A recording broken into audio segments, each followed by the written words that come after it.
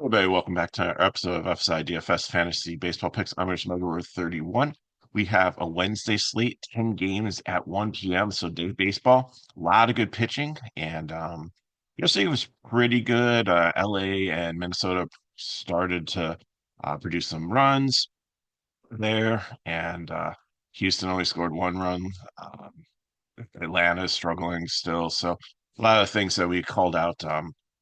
Worked out except for Gilbert. He had a rough, gave up 3 runs early there, but strikeouts kind of got him there. I looked at the top of most GPPs and they had him in the lineup. I was wrong on King also. King went out there and had a masterful game. Most people that big down tournaments have him as his SP2. So I'm sorry I missed that one, but we'll try again today.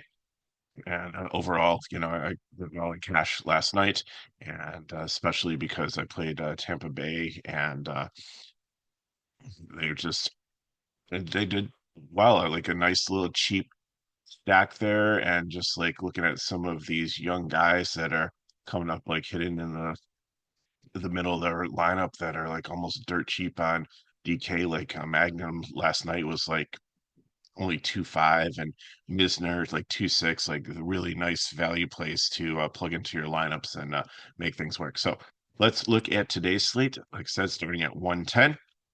Kansas City and Milwaukee, two good pitchers on paper here, Reagans and Peralta. Reagans has been struggling in spring training, struggling to first start. Really like the Milwaukee right-handed bats here. Gunsum, Churio, Contreras, Hoskins, if he's up there, Joey Ortiz, if he gets up in the lineup a little bit, mix in the left-handed bat. Yelich has been doing good hitting anybody this season. So probably GPP only for Reagans if I do play him in mass multi-entering, but I really too shaky. Got to figure it out before I put him back in my lineups again. Peralta should be okay. Kansas City really let down yesterday. I think they got shut out, but they it just wasn't there. And I think Peralta had a solid first start, even though he lost it. He had like 3.6 ERA. I think that in the mid, if you're paying up today, I think out of the top pitchers, he'd be like number 4 for me, and playable with Casey, but more of a GPP play. Bat wise, like I said, Milwaukee right-handed, Kansas City against him, I think, was in the GPP pool. So I'm probably not playing a ton from this game here. Pittsburgh and Tampa Bay, Paul Skeens and Pepiot. Paul Skeens, obviously a really good choice. Gave up some runs in the first his first start there, and Tampa Bay, like they could be a decent leverage stack against them here. 25% strikeout rate, I believe, against right-handed pitching, so they're kind of in the middle of the road there. Pepiot on the other side, and Pittsburgh I think he's definitely got to be the favorite cheap pitcher out there. He did well in his first start there, no decision, 1.5 ERA, and Pittsburgh's not hitting the ball. They're when they're getting on the base, they're like running like crazy, which gives them some upside for like if you're taking them as like for like stolen base, like Cruz, but like the rest of the team, like they have some injuries in the lineup, and they're just missing those guys, and it's just not really been good for them so far. They're 1 in 5, and it's funny, like they haven't like left the state of Florida in 2 months because they had spring training down there, and then they played against Miami, and now finishing up with Tampa Bay here. So I think they'll be looking forward to going back home, but then they get the Yankees as their home opener. So that how unfortunate is that for them? So, anyways, just Skeens, I think, is a top pitcher on the slate here between he and Scuball. Um, and I think you start your cash lineups there. And Papillon, I think, is very easy to put in as your SP2. So I'll probably lean Scuball just because his matchup against, I believe it's Seattle, they have like a 35% K rate against left-handed pitching. And but I definitely think, between the two of them, you really can't go wrong up the top of your lineup. But I still will play some Tampa Bay bats and GPPs because I think the Pittsburgh bullpen's not great after Skeens, and I still think that they can get some hits and that they're actually still a favorite to win the game. Next up, a little bit of rain, potentially about 40% chance. So keep your eye on this one. The Los Angeles Angels and St. Louis Cardinals. Kikuchi, decent first start here, and Cardinals really struggled last year against left-handed pitching. Like Contreras should be okay. Baker will probably get the start at first base and move up in the lineup. Arenado's okay. Walker, but the rest of them, it's been bad. Like Wynn can't hit anything. Although I did read a nice article on MajorLeagueBaseball.com about him that even though he has a terrible batting average and he's not striking out as much, he's starting to make contact. So I think it's just a matter of time before he puts it together. And they really, with the speed and everything, want to get him like maybe or to the top of the lineup. So I'll keep an eye on him. But still, I don't think I'm playing him, even though he's got the splits matchups. So Kikuchi, I like in the cheap range up there. I'm dropping them down to the bottom just because I like everybody else better in their matchup, and I think still that maybe in a GPP that for leverage, the St. Louis stack just throwing some of the righties in there maybe would potentially work out. So I'll have like share of those in like $1 GPP probably. Sonny Gray on the other side looked better than he did in spring training. He got the win. He still gave up some runs there, and just the I think he's a fly ball pitcher, and you have some fly ball hitters in like Ward and Trout and Soler there. So again, I like the Angels better against left-handed pitching, but maybe um, some some of the cheaper left-handed bats I might take a shot on if I need some one-offs. But really, probably not playing too much this game with the rain and just all the variables of that being like super offensive game. I don't believe what's total on it. The total is currently on 8.5. That's middle of the road. Minnesota and Chicago White Sox. Now the total on this one is 7, and the rain is like 70%. So I'll have to really keep a close eye on this one. Wind's blowing in 20 miles per hour. That's why the total's probably so low because that's really going to benefit pitchers in this one. Pablo Lopez, I think, is the top of the medium range. Some bumps in spring training. First start was okay. It's the White Sox. They have been hitting a little bit better recently, but again, with the wind and how good of a pitcher he is, I think that he should have a successful day in the medium range if you're looking for a pitcher there. If you don't want to pay all the way up and you want to try to get some more bats in your lineup, going with like Lopez and someone in the cheap range, I can see that happening. Just fade all the guys at the top, thinking that maybe you're overpaying. Maybe early in the season they don't go deep enough in the game to get the win or to pay off their price tag. I completely understand that. So I'm fine potentially looking at that. Burke on the other side had a really good first start. 1-0, didn't give up anything. I think the Chicago White Sox starting pitching has just been outstanding, but Minnesota was starting to put hits together yesterday. I don't like the weather here, and I just think that a lot of his stuff like he was getting like lucky in the first start, like when people were hitting him, but they were hitting it to people, so that helped him out a lot. But uh, you put him a fire there, so I just don't want to continue on that path. Minnesota bats, I think, definitely make sense in GPP, like Wallner, Larnish, actually probably any of them. Like Chicago White Sox bullpen isn't great, so you can probably stack some Minnesota if you want to go there. But again, just watch the weather, and that's why I just might be a game just to cross off. It's a 10 game slate. You don't have to play everybody here. I don't think you're if you're missing out. I don't think is really real for this game. Washington and Toronto, Mackenzie Gore and Easton Lucas. Mackenzie Gore had a really good first start, and uh, Lucas, I is just in the lineup from AAA, I believe, just because Scherzer is hurt. And so Mackenzie Gore, Toronto is pretty right-handed heavy. They've got some lefties now. Like Santander, I love them with a split hitter, and Jimenez can hit lefties too. So I think Gore's okay to play in the cheaper range, but I definitely like Pepiot, Holmes, and Springs ahead of him. So keep him in your player pool if you're mass multi-entering. Maybe this is the season that he turns it around and starts to become a solid major league pitcher. Lucas on the other side, I don't think I really want to go there. Um, I don't think he's going to go very long. This is not really an emergency start. They've had a while, like a couple days, to know that they're going to need somebody here, but it might just turn into kind of a bullpen game.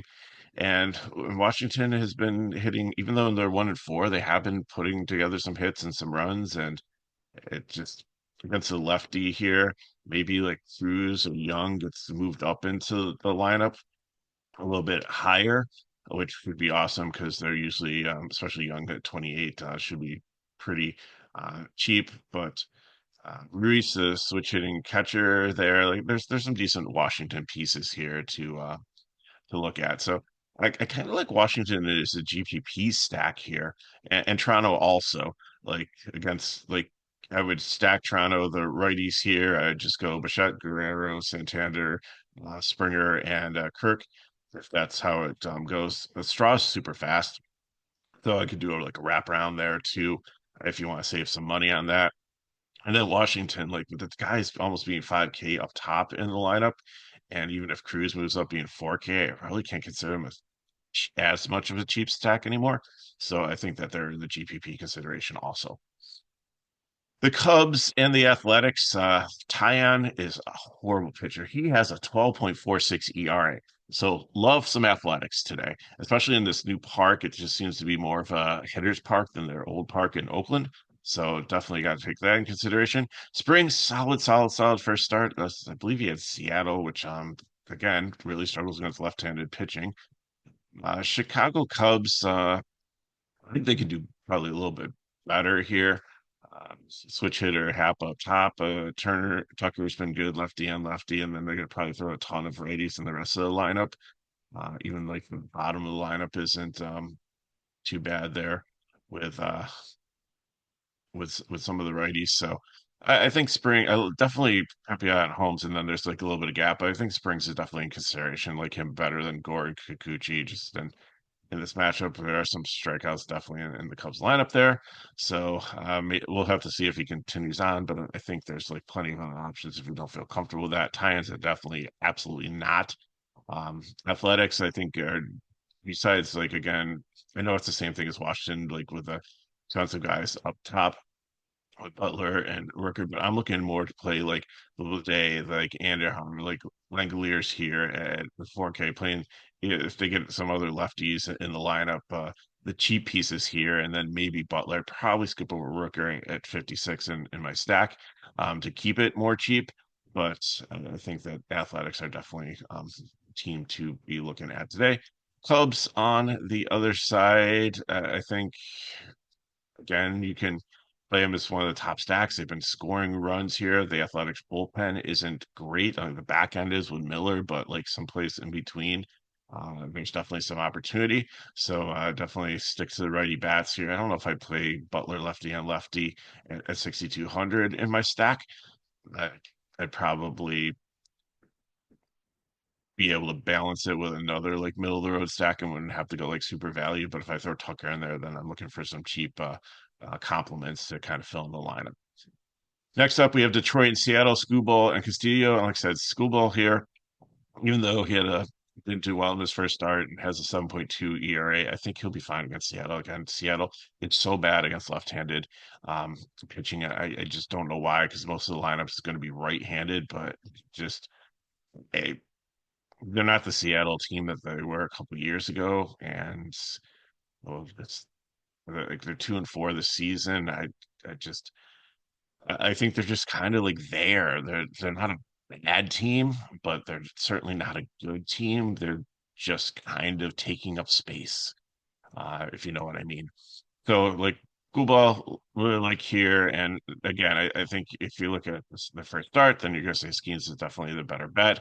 But Scooble, like I think I like the K upside here, and I like the fact that if I'm playing Pepiot against him, I don't know if both pitchers will go long enough to get the win, but I think Pepiot's. I don't know if Skeens is gonna get the run support that he needs to potentially get the win. And I think Scooble could definitely easily get the win here. Detroit's actually a 125 favorite, and the over under in this game is only 6.5, which is super low usually for a baseball game. And I think it's just because of the quality of the pitchers. But Castillo on the other side, I think he's in play, but I really like the Detroit lefties against him as like a value stack here. Carpenter, Green, Keith, McKinstry at like sometimes he leads off against It all depends, I think, if Malroy's back, but Malroy's cheap also at 2,500, McKinstry at 2,200, Sweeney at shortstop 2,800.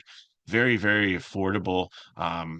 So if you can't get up to Oakland, then Detroit definitely has some great cheap bats for you in a great situation to play against Castillo, who again is a good pitcher but can struggle at times.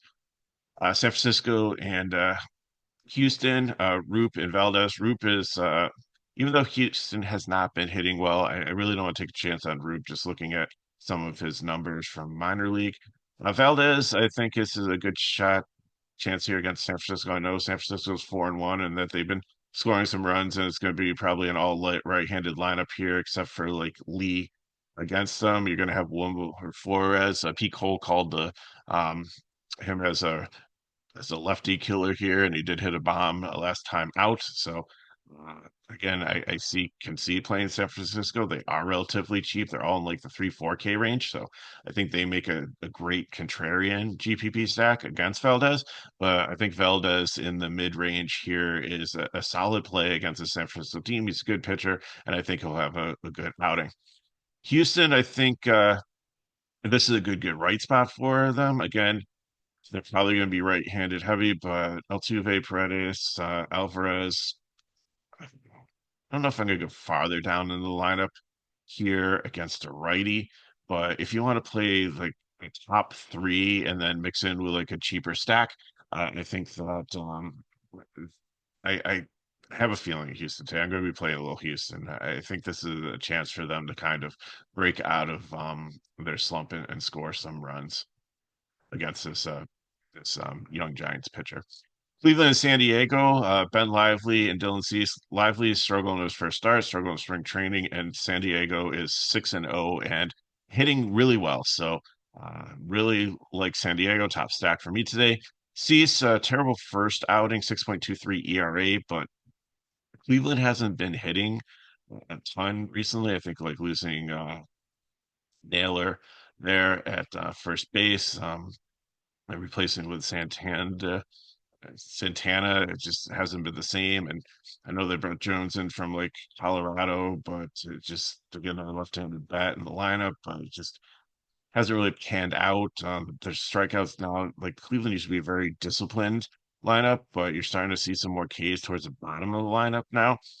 And I think that Cease can go out there as a good second start for him, get right spot. And uh, if you want to fade the top two, I think he's solidly in play. If you're paying up and want something a little bit different in the 9K range instead of the 10K range, make your lineup a little bit different in GPP. I'm fine with that. Lively, I'm not touching. San Diego's favorite top stack. Cleveland, I think you is a GPP if you don't think like Cease is right and you think that I'm wrong in the fact that he's going to come out and have a bounce back game here, then by all means, Quan, Ramirez, Manzardo continues to be relatively cheap. Santana Jones, just plug in the top five there or drop one of them and then throw in like Naylor, the catcher, and uh, like just skip over Thomas. So like maybe go top three and then go like Jones, Naylor. That should be relatively a cheap build for you besides Jose Ramirez. Sorry, can't talk this morning at 5,900. So I think you're pretty safe there. And finally, Mets and Marlins here. Holmes and Gillespie. Holmes, love him here. I think he's underpriced and a great matchup against Miami.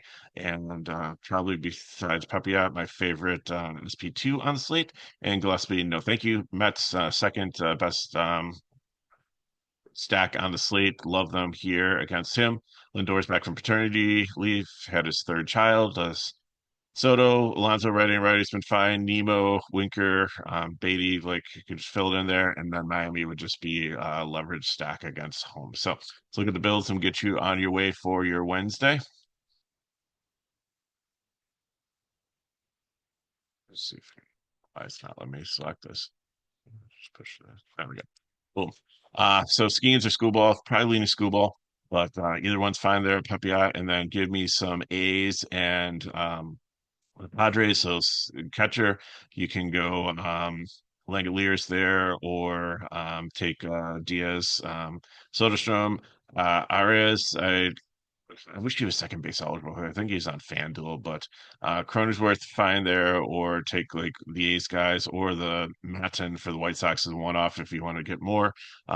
Salary, Xander is fine there, or again, if you want to go with the A's guy and then shortstop, and then Merrill, Tatis, and then um, if you can get up to like Butler or that's fine. But if not, then I'm probably going like Blade there. For this one, Holmes, and then my SP2, I'm probably gonna pay up and maybe go with like Cease or Skeens there. Maybe Lopez or Valdez, somebody in that range. Probably gonna pay up. But it all depends on how you build this. But I'm going to coordinator punt with catcher here, and then give me Alonso. Um, Second base, maybe Beatty or or Cole Keith if he's in the middle of the lineup as lefty there. McKinstry, Lindor, Carpenter, Soto, and then you have to choose like if you want Riley Green or to go Nemo here or either even Winker if you need a value. So still got for you. If you have any questions, put them in chat below. Hit me in my Row 31 on Twitter/X. If you want more information on FSi DFS, you can go to the description of the video and it tells you how to get to our website so you can sign up for all our packages. A lot of cool stuff going on right now, and it's as low as $6 a day. You can play every single sport. So great value for you, especially on the weekends when you add in NASCAR. And if this video just help us back, like, subscribe to the channel, and share with your friends. So thanks for watching. Good luck in your contest. Hope you have an amazing Wednesday, and I'll see you tomorrow.